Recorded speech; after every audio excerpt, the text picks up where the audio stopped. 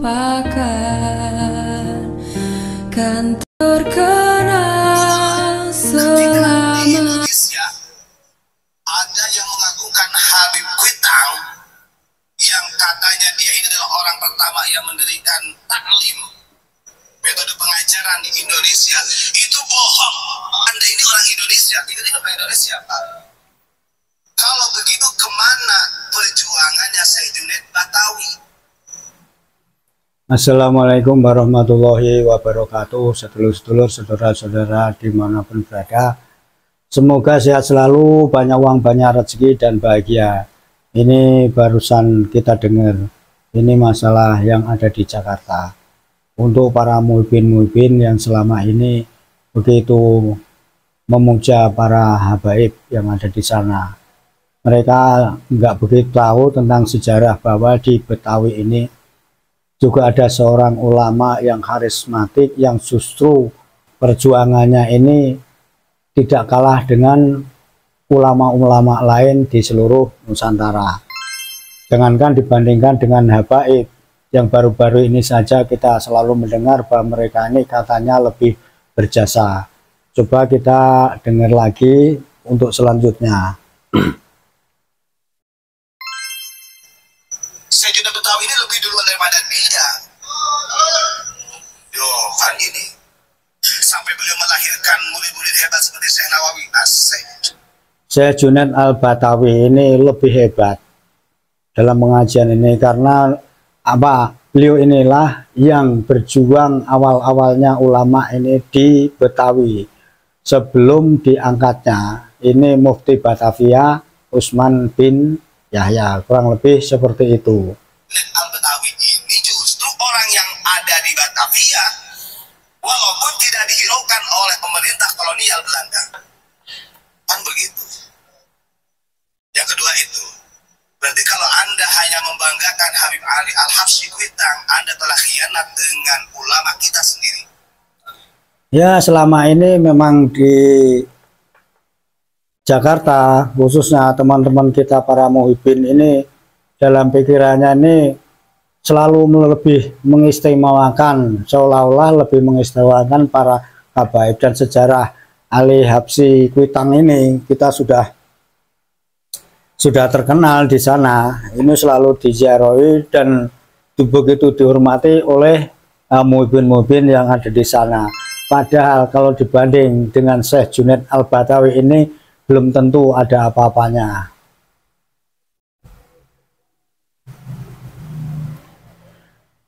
Kita sendiri jauh, secara kalamah jauh.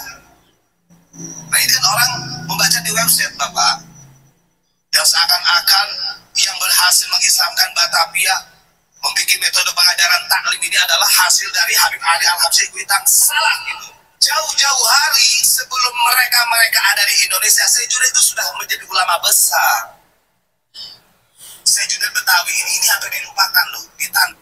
Syekh Junaid Batawi ini lebih besar dari mereka. Sebelum mereka ini ada, ini Syekh Junaid Al-Batawi ini sudah duluan berjuang di Betawi ini, mengislamkan, mendakwahkan Islam yang bagus, yang rahmatan lil alamin kepada masyarakat Betawi waktu itu sebelum para habaib-habaib ini dengan bantuan Belanda, khususnya Sunan Ugronyo, menjadi terkenal, menjadi yang dicintai oleh orang-orang di sana. Yang sebelumnya Syekh Junaid Al-Batawi ini sudah duluan ada, dan itu sejarah sudah mencatat seperti itu. Jadi para muhibin-muhibin teman-teman kita di Jakarta, coba buka lagi sejarah-sejarah tentang ulama Betawi yang asli. Nah, jangan dulu memuja-muja para habaib-habaib ini yang justru keberadaan mereka ini karena ada bantuan dari pemerintah Belanda. Syekh Junaid Batawi ini hampir dilupakan loh di tanahnya, di Batavia, kalau sekarang Jakarta. Orang sibuk-sibuk jarah kok makomnya Kuitang. Betul. Ulama kita yang sebenarnya berjuang dilupakan. Dua poinnya. Yang ketiga, Anda ingat Karena Habib Ali Al-Habsyi Kuitang ini dia murid kesayangannya Utsman bin Yahya.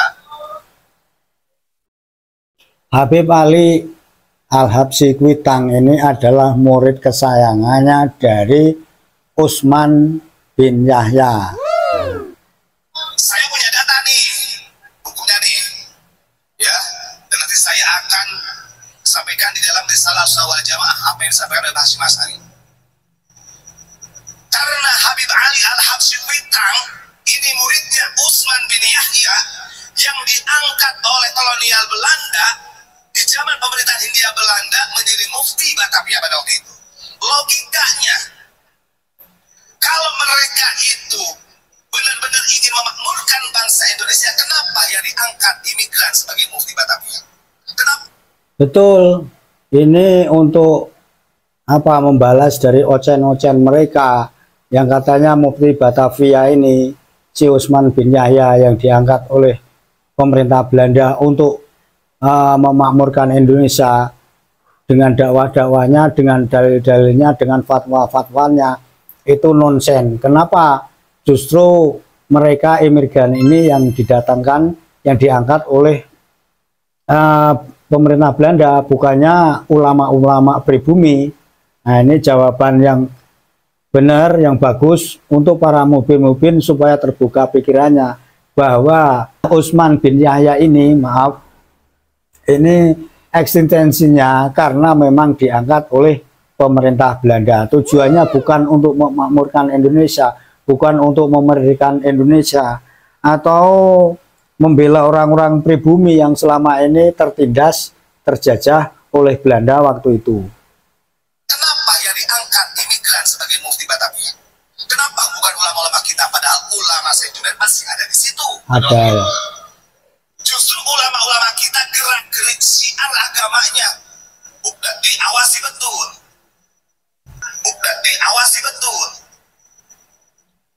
Itu catat. Sampai ada salah satu amanah wasiat yang disampaikan oleh Utsman bin Yahya kepada Habib Ali Al-Habsyi Kuitang. Ini juga pakai Habib serupa. Itu Bang Mujib tadi. Ini fakta. Makanya kalau baca sejarah jangan di website itu banyak siber-siber dari mereka. Kadang-kadang website dari NU saja keliru kok. Kan begitu. Sekarang kalau memang yang menentukan tanggal kemerdekaan itu adalah Habib Ali Al-Habsyi dari Kuitang, itu kan, ini sudah tidak sinkron dari ya, karena selama ini yang kita baca kalau di apa di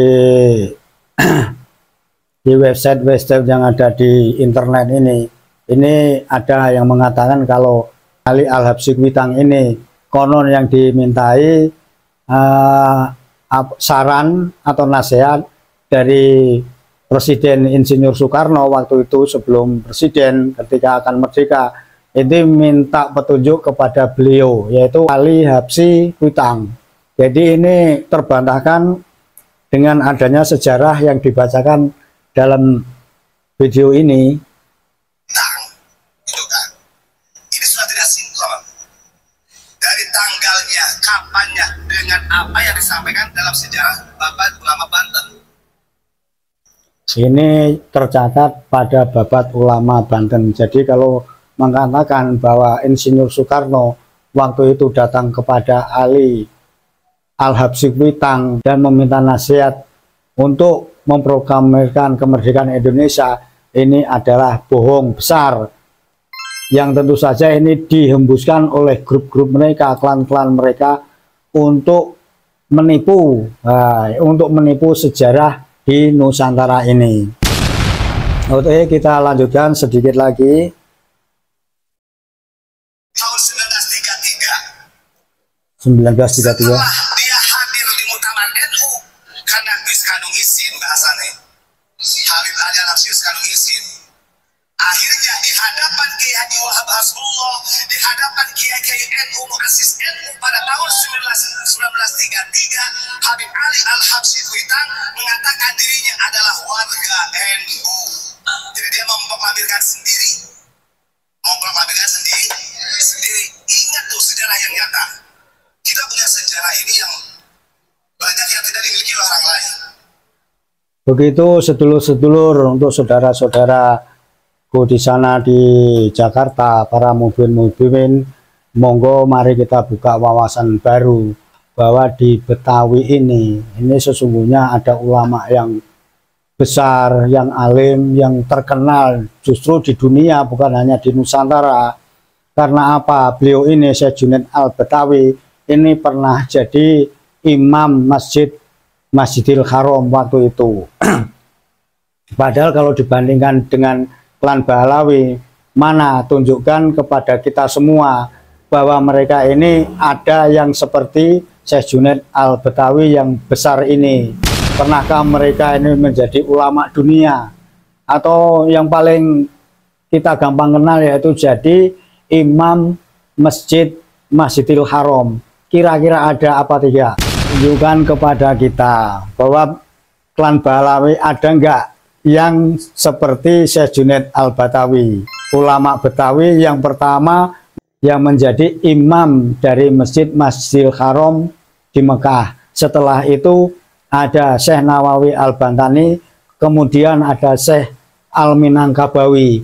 Coba kalau dibandingkan dengan ulama-ulama kita dengan mereka yang klan Bahlawi, sebenarnya ini tidak apa-apa.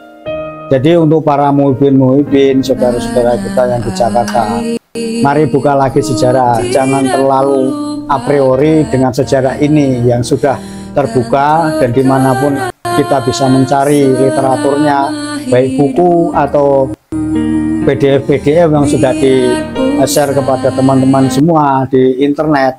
Nah ini marilah kita buka wawasan kita supaya kita ini hilang pergi doktrin dari pikiran kita yang mengatakan kalau Bahlawi ini, Habib ini lebih mulia, lebih alim dari ulama-ulama kita. Itu tadi contoh dari Syekh Junaid Al-Batawi, ulama kita yang dari Betawi, yang namanya ini sudah mendunia. Cari padanan dari klan Bahlawi yang ada kira-kira bisa menyaingi beliau. Tentu saja bukan hanya doktrin dan cerita-cerita halu, tapi harus dengan data yang benar, valid, dan itu bisa diakses oleh semua orang untuk menelitinya. Benarkah Syekh Junaid Al-Batawi ini lebih besar dari habaib-habaib yang katanya tadi ada Ali Al-Habsyi Kuitang atau Utsman bin Yahya? Nah, begitu teman-teman. Utsman bin Yahya ini terkenal di Nusantara karena membela Belandanya, bukan karena membela pribumi orang-orang kita untuk berjuang memerdekakan Indonesia waktu itu.